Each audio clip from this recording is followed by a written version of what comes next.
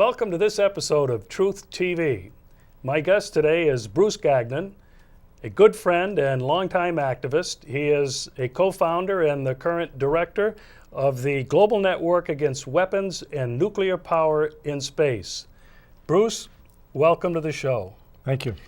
Now, this is going to be one of many appearances on this show, and I hope from time to time I can coerce you into doing a rant of your own on whatever topic you want. But for today, I'd like you to help our viewing audience understand some things that I think a lot of people don't understand, and that is the role of the military-industrial complex in what is happening in this country in terms of our economy, in terms of the expansion of our military, in terms of the influence on Congress. The military-industrial complex, what is that all about? Well, a few years ago, I was watching a show on C-SPAN, the government channel, and there was a speech by a man that was introduced as Donald Rumsfeld's strategy guy. At the time, Rumsfeld was Secretary of Defense under the Bush administration. Yeah. The speaker was a guy by the name of Thomas Barnett, who at that time was an instructor at the Naval War College. He had written a book called The Pentagon's New Map, and he really laid it all out in a 3-hour presentation. I took a lot of notes. I ended up ordering the video because I thought no one's ever going to believe me when I tell them this story. And basically what he said was, because of corporate globalization of the world economy, the corporations taking over the world economy and essentially taking over many governments as well, as our own government has now been clearly taken over by corporate money. And we see the corporations get involved in elections. They pour big money in. They influence the direction of the elections. Barnett said, because of corporate globalization of the world economy, every different country is going to have a different role. And he said, in America, we're not going to make things anymore. We're not going to have jobs anymore in the old sense, okay? Wow. We're not going to make shoes. We're not going to make clothes. We're not really going to make that many cars. We're not going to make refrigerators or TVs. Or paper. Yeah. Our role, he said, will be security export. And this is our role in this new corporate global empire. That's right. Holy smokes. And so that means then that jobs will move overseas. It's not happening by coincidence. And you hear the Republicans and the Democrats fighting over, I'll do a better job of keeping jobs here, returning jobs here. Well, they're both lying, because the plan of the corporations who control our government is to move the jobs overseas where they can maximize profits internationally with cheap labor in India and Indonesia and China and other places. And so our role, they say, will be security export. So what does that mean? That's what we really have to understand. And that's where the answer, I think, to your question, what is the military-industrial complex, comes to play. The answer is that the Pentagon will become the military arm of corporate globalization. So as we see declining resources around the world, oil, natural gas, water, minerals, America's job will be to go and fight wars around the world. We're told they're for freedom, we're told they're for democracy, but really those wars are to benefit the corporations so that they can control these declining resources, and they will make profit off those resources. So American young people, our children, our grandchildren, their job in the future, their role in the future will be go fight wars to benefit these corporations. Wow.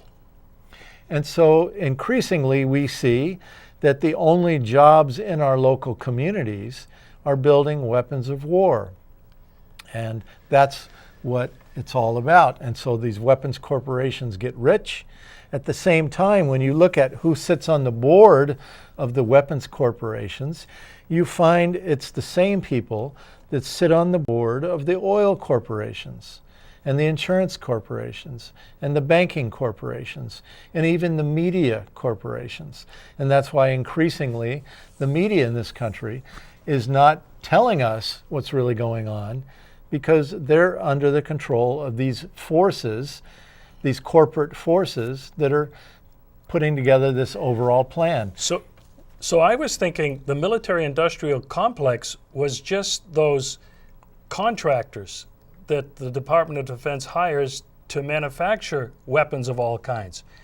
The way you've described it, the military-industrial complex is the DoD, Department of Defense, finance, large corporations of all kinds, and Congress, because they influence Congress to pass these laws, right? Yeah. And there's a word that has been around for years to describe this situation, and it's called oligarchy.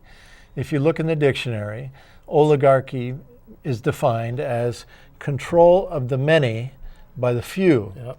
So that we have a few corporate people increasingly running these corporations, interlocking boards of directorates, creating these policies that benefit the corporations, extracting resources, extracting cheap labor around the world, and sending Americans over to fight these wars. And the American taxpayer's role is to give up social progress, get rid of Social Security, get rid of health care, get rid of public education. That's right. Get rid of all that. Cutbacks.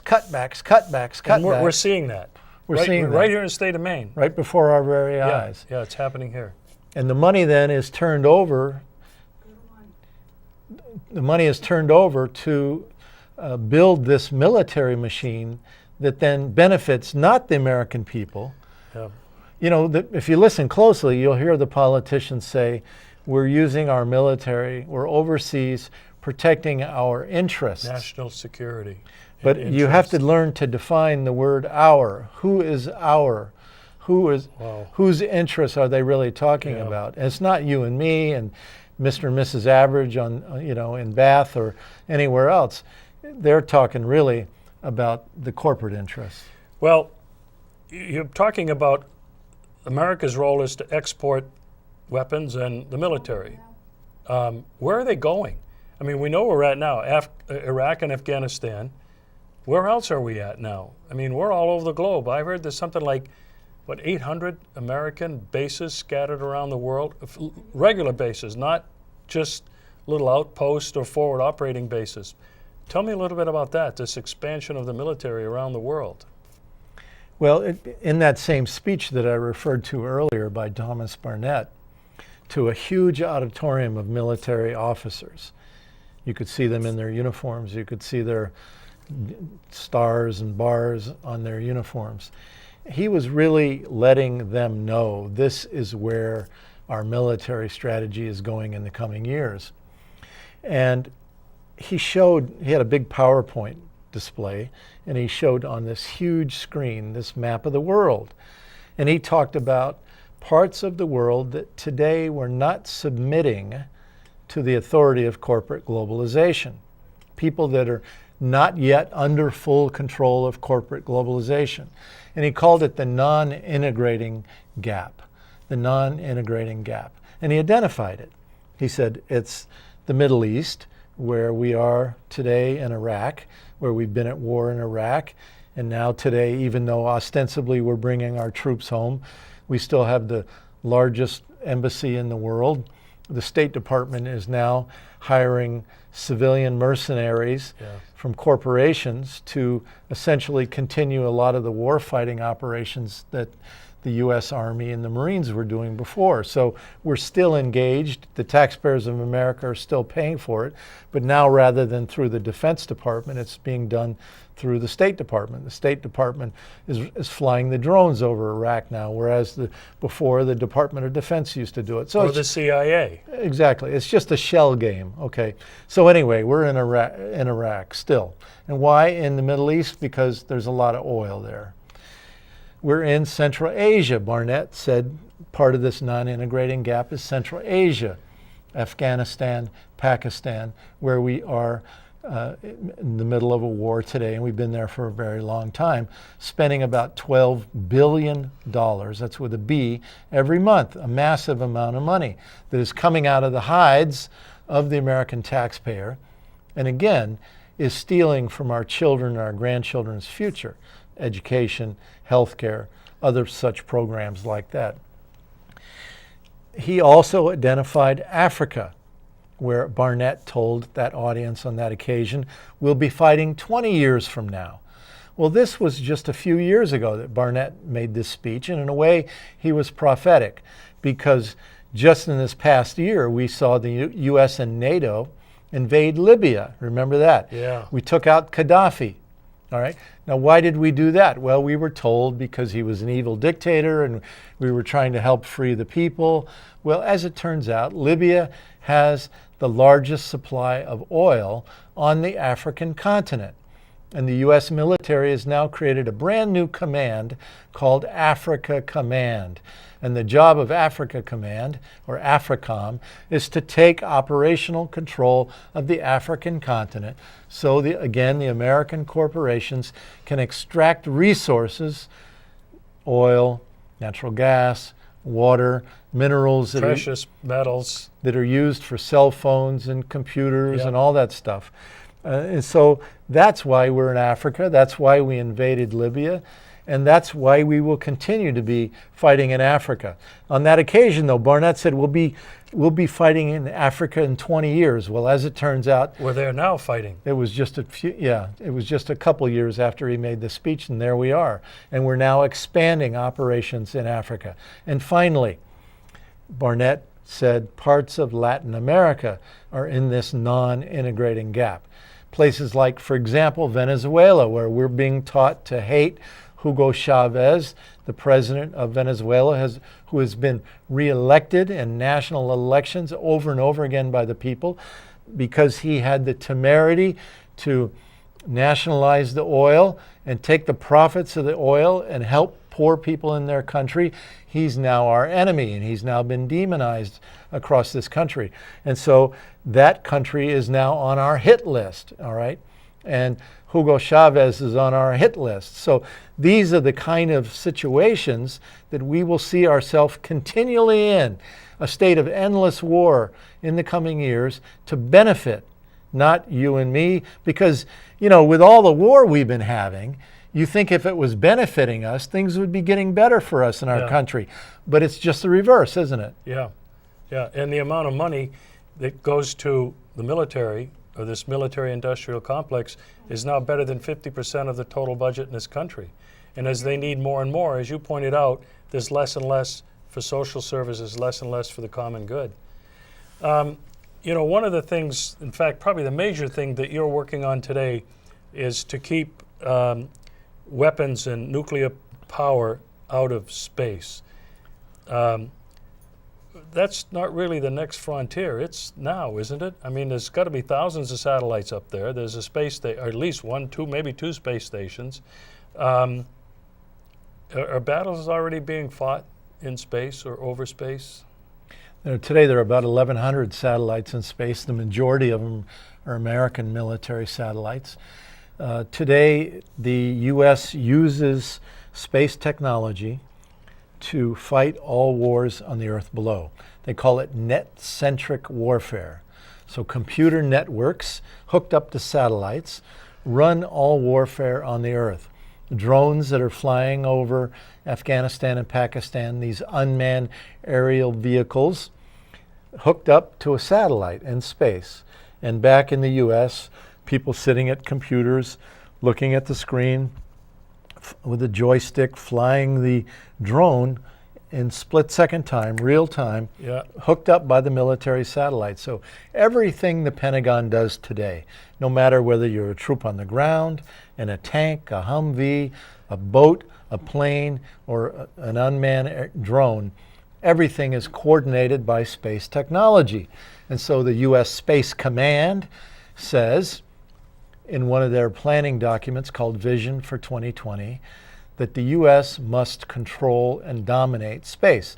And we must deny other countries access to space. In fact, at their headquarters in Colorado Springs, Peterson Air Force Base, above the doorway is their logo They wear it as a patch on their uniform. It's above the doorway, master of space. Wow. So here we are, 5% of the world's population. We use 25% of the world's resources, and we say we're going to control and dominate space and going to deny other countries the use of space, because whoever controls space literally controls the planet Earth below. So we really don't control space today. The Russians are up there on their own. The Chinese are there on their own. They just sent their people to dock with their spaceship. I even heard that they have technology to shoot down satellites. So are we looking at a standoff here, or potential armed conflict in space between China, United States, Russia? Who knows? Well, you know, for the last more than 20 years, Russia and China and all the rest of the world, except for two countries, have gone to the UN and said, let's create a global ban on all weapons in space. Let's close the door to the barn before the horse gets out. Yeah. And so every year, Russia and China and all the rest of the world, except for two countries, introduces a resolution saying, here we are, let's create a new global treaty banning weapons in space. Two countries vote against it, one of them the United States of America, the other Israel. And as a result, a treaty is blocked. Wow. Now, why would the United States want to block a treaty to ban weapons in space? Well, I believe there's only one logical answer, and that is because the military-industrial complex views space as a new market. They brag that Star Wars, creating an arms race in space, will be the largest industrial project in the history of the planet Earth. Wow. A few years ago, I subscribed to several industry publications, one of them called Space News. A few years ago, they had an editorial, and they said, look, we understand that all this technology is very expensive, and we're calling for a massive infusion of money for space technology, and we've got to come up with a dedicated funding source. We understand that, and we have. And we're now sending our lobbyists to Washington to secure that funding source. And what is it?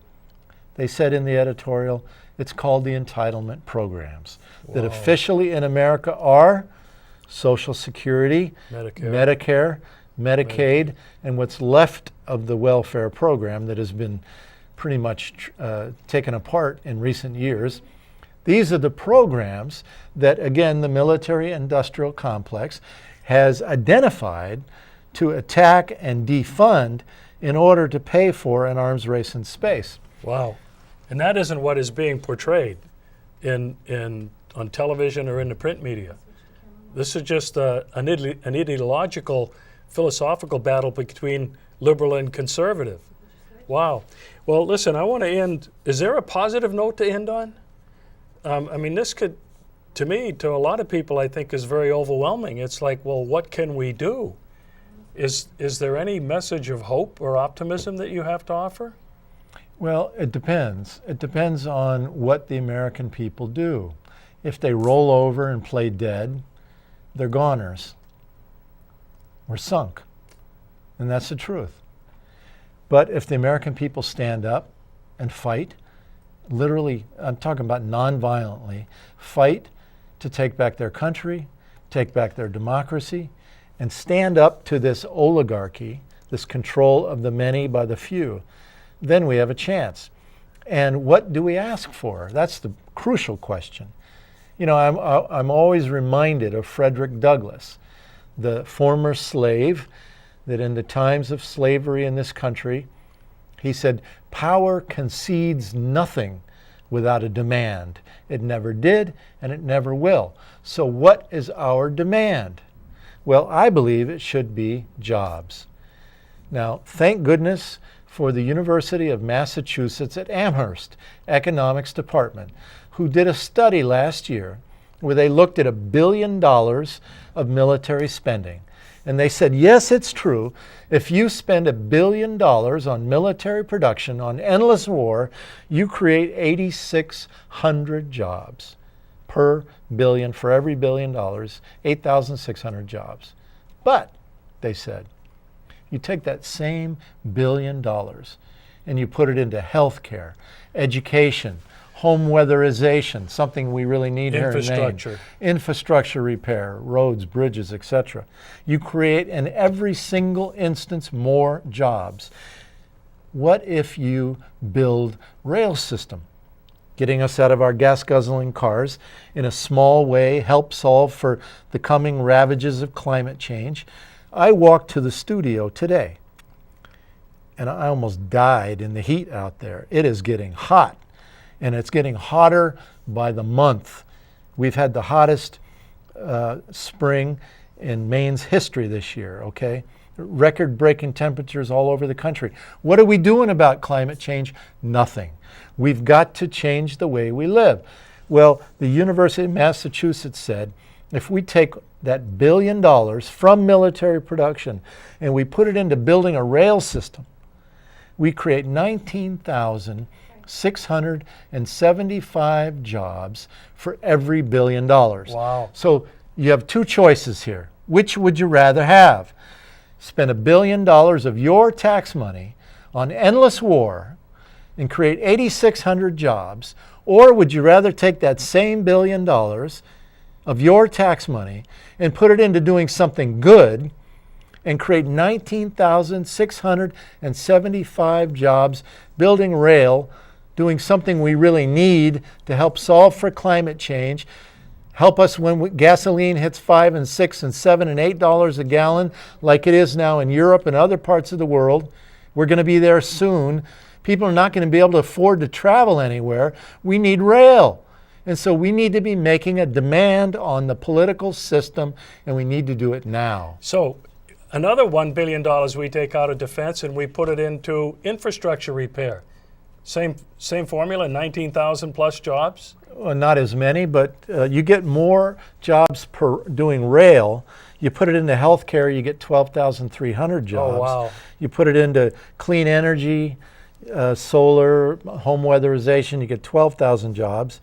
You put it into education, you get 19,000 jobs.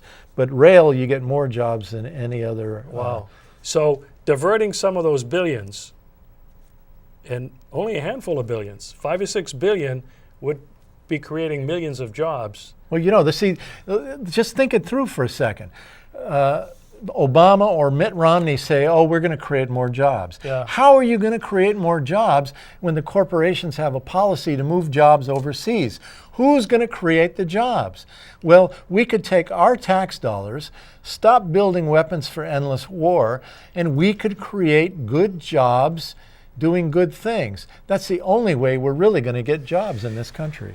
Well, you can see why Bruce Gagnon is a friend and why he's going to be a regular guest on this show.